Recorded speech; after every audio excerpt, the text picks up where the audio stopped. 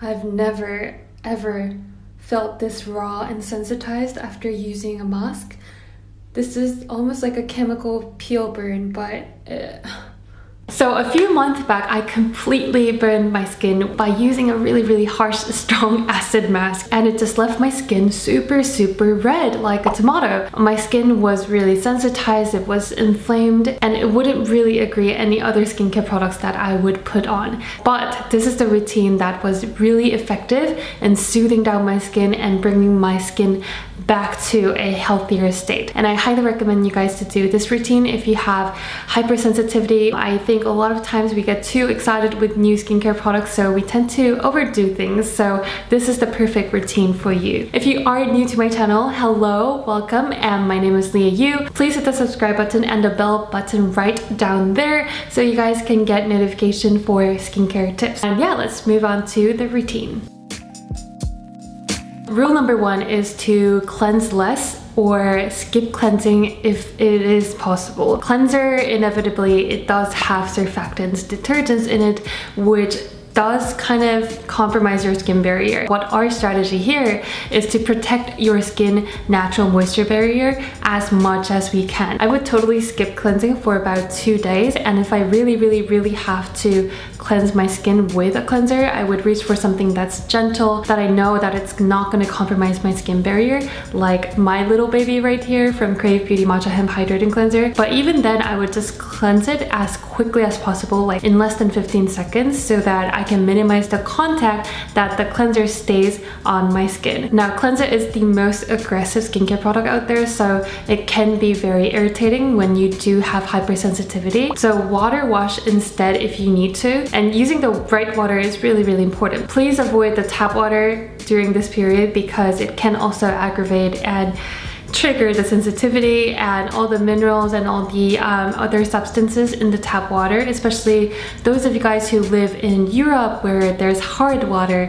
It is going to irritate your skin like the water itself. So what I like to do is that I either wash with distilled purified water or either colloidal oat. This is super duper easy. You just need to soak some oats into purified or drinkable water, whatever you like it, that doesn't irritate your skin, and let the oats sit and soak about 30 minutes or so. And you can use that water part to wash your skin. You can use it with your hands to wash it off. However, what I like to do is use a really gentle cotton pad and saturate the water part, and then slowly and very gently swipe it all across the skin. The choice of cotton pad is super duper important, so just make sure you're not using anything harsh, abrasive, or that has an exfoliating texture. Use a very smooth, very soft and gentle, preferably hypoallergenic cotton pads. And the Etude House cotton rounds are my favorite at the moment. It's so soft, it feels like a baby butt, and I just really like it. Colloidal oat wash is something that I highly 100% recommend to any friends of mine who are going through like rashes and getting hives and yeah, like just eczema and whatnot. This is something that really does help relieving that irritation and sensitivity. So after washing your skin with that oat water, what I like to do personally is just pat everything in and absorb every goodness so that the colloidal oat can keep relieving my irritation and keep my skin more sane. But if you prefer to wash it off, that is totally fine. You can use purified drinkable water to slightly gently wash the residue off. Now, moving on to the actual skincare routine, just skip everything, stop everything, drop everything, and use a moisturizer. You just need one basic moisturizer to do its job. The reason why you need to moisturize your skin is that your skin regenerates, rejuvenates, and heal, and recovers way better in a very moisturized environment. So your aim is to create that moisturized environment for your skin to heal better. Now, if you do have a moisturizer that works really well without aggravating or sensitizing your skin, even on the very hypersensitive days,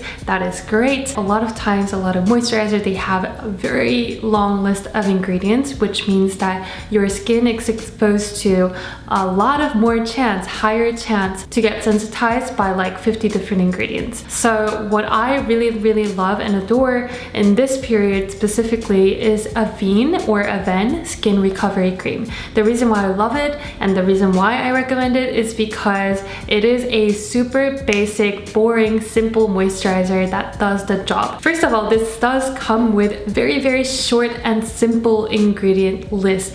That's what it makes it so boring, but so perfect for hypersensitive skin. You're really lowering the risk for your skin to be sensitized to a possible potential allergens inside a random moisturizers. I think they only put a very well tolerated ingredients in this. Second of all, this doesn't have any preservatives. Don't get me wrong, I love my preservatives in my skincare products. I think they are much needed. I don't really buy into all these kind of natural organic beauty brands claiming they're preservative free and they have a packaging that is very exposed to the air that keeps the microorganisms growing and that flourishes the bacteria. However, preservatives can be a little bit irritating to sensitive skin type. That's along with fragrance, that's along with other sensitizing ingredients like essential oil.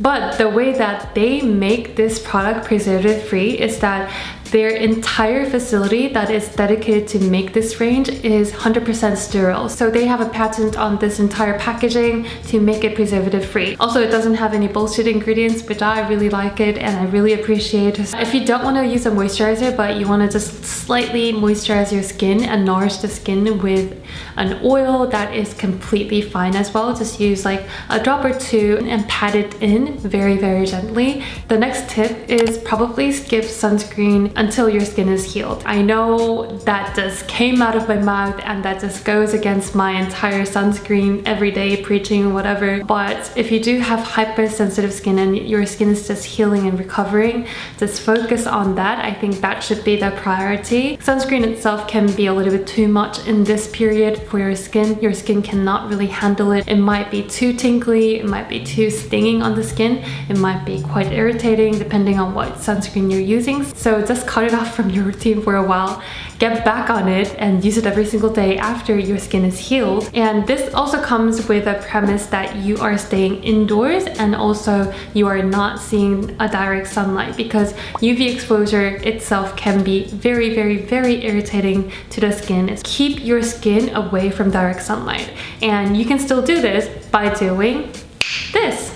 Yeah, physical blocking all the way. You can use a visor hat, sunbrella, this is an umbrella, but you can use an umbrella too, sunglasses, mask, anything like a light scarf. It's the way to live 2018.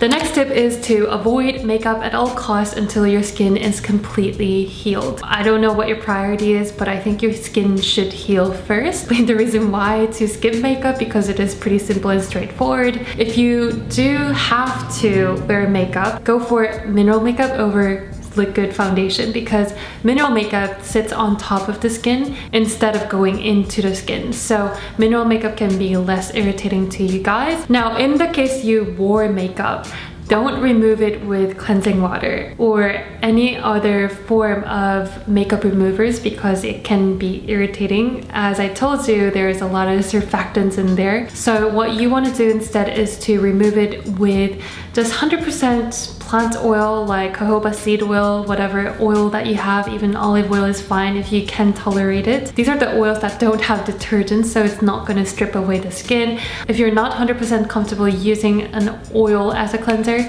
just use a cleansing oil, that will do. But don't follow it up with a second cleanser, because you're really over cleansing your skin at this point. But the best way to avoid any kind of hassle of this is not to wear makeup. Do you know what's also important, guys? It is stress management and sleep management. Those little stress hormone called cortisol inside my body, those are the damn ones that you need to stay away from, at least for this period. So stress can really do a lot of things to our skin. It can inflame your entire system inside, and then the inflammation can be shown inside out. It can aggravate the redness and it can weaken the skin barrier. And sleep management is very linked to stress hormone and also rejuvenation of your body. And once your mind and body is more relaxed, your skin rejuvenates way better without any kind of interference inside your body. I hope you guys found this video informative and somewhat helpful. If it was, please give it a big thumbs up by clicking that thumbs up button down below. I hope you guys try this routine. It really does save my skin